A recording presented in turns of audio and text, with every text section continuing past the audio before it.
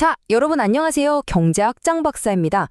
오늘 우리가 다룰 주제, 이거 정말 경제학 하는 사람들끼리 모이면 맨날 갑론을박하는 주제 중 하나예요. 바로 재정 적자입니다.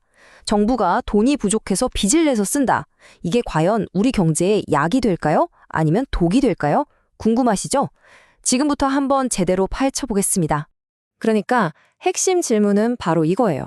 나라빚. 이게 과연 정말 쓸모있는 도구일까요? 아니면 그냥 우리 어깨를 짓누르는 무거운 짐일까요?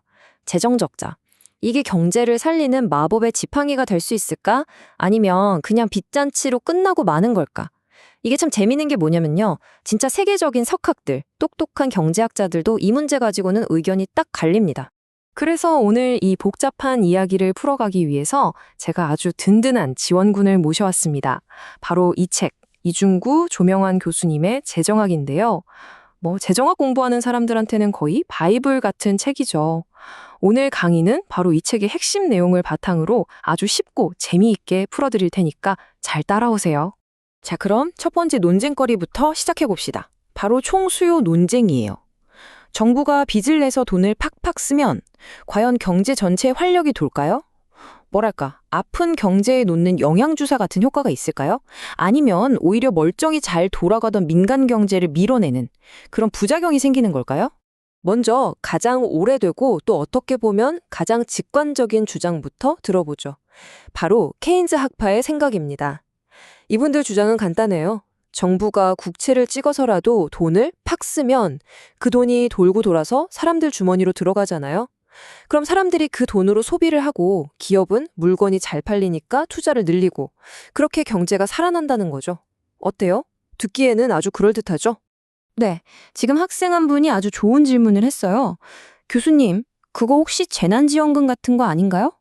빙고! 바로 그겁니다. 정부가 돈을 풀어서 우리 모두의 소비를 늘리는 효과, 딱 그걸 기대하는 거죠. 정부가 쓴 돈이 누군가에게는 소득이 되고 그 소득이 또 다른 소비로 이어지는 이런 선순환 구조요. 와, 근데 이게 정답이면 경제학이 얼마나 쉽겠어요. 그죠? 당연히 아닌데? 하고 태클을 거는 사람들이 등장합니다. 바로 통화주의 학파가 그 주인공입니다. 이 사람들은 잠깐만 그렇게 단순한 문제가 아니야 라고 말하면서 구축 효과라는 개념을 들고 나와요. 영어로는 crowding out effect라고 하는데 이게 뭐냐면 정부가 오히려 민간의 자리를 뺏는다는 그런 뜻입니다. 자, 여기 표를 보시면 두 학파의 주장이 한눈에 보이죠? 케인즈 학파는 좋다, 좋다고 하고 통화주의 학파는 안 좋다, 안 좋다고 하는 거예요. 통화주의 학파의 논리를 좀 더 자세히 들여다볼게요. 자, 생각해보세요. 시중에 빌릴 수 있는 돈은 한정되어 있는데 정부라는 거대한 손이 나타나서 돈을 싹 들려가요. 국채를 막 발행해서요. 그럼 어떻게 될까요? 돈을 빌리려는 경쟁이 치열해지니까 당연히 돈의 가치, 즉 이자율이 올라가겠죠. 그럼 기업들 입장에선 어때요? 이자 부담이 커지니까 이참에 공장 짓는 거 좀 미루자 하고 투자를 줄이게 되는 거예요.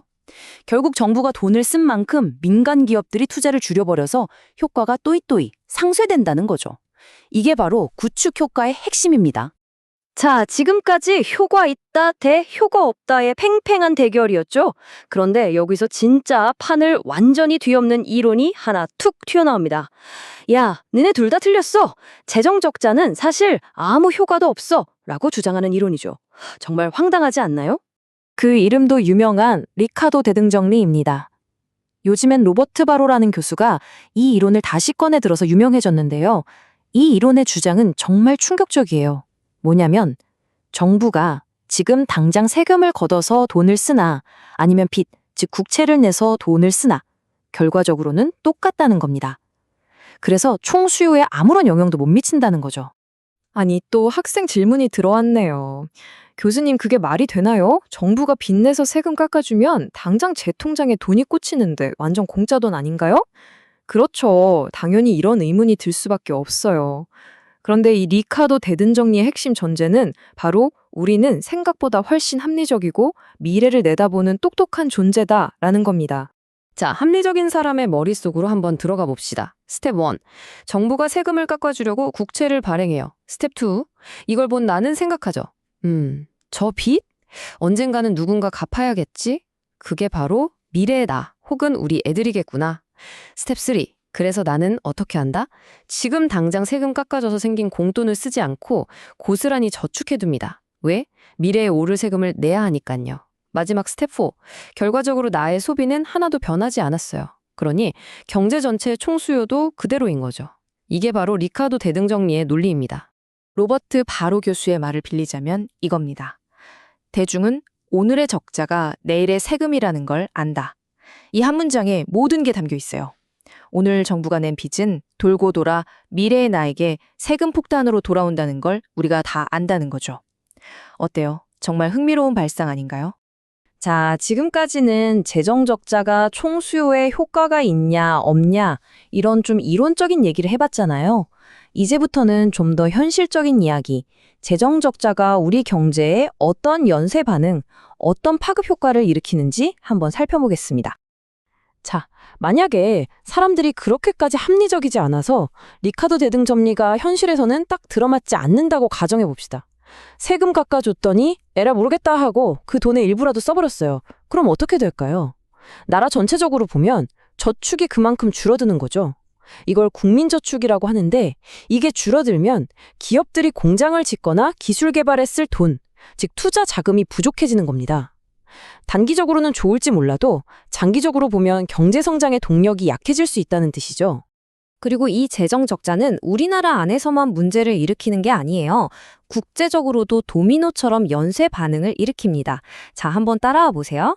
첫째, 재정 적자 때문에 이자율이 올랐죠. 둘째, 우리나라 이자율이 높으니까 더 높은 수익을 노리는 외국 돈이 막 들어옵니다. 셋째, 외국 돈, 달러가 많이 들어오니까 상대적으로 우리 돈, 원화 가치가 올라가요. 넷째, 원화가 비싸지니까 우리나라 수출품 가격이 비싸져서 잘 안 팔리고 반대로 수입품은 싸져서 막 들어오겠죠. 그럼 그 결과는 수출은 줄고 수입은 늘어서 무역 수지가 나빠지는 겁니다. 그래서 재정 적자와 무역 적자가 같이 나타나는 쌍둥이 적자라는 말까지 나오는 거예요. 와, 오늘 정말 머리 아픈 얘기들을 많이 했죠?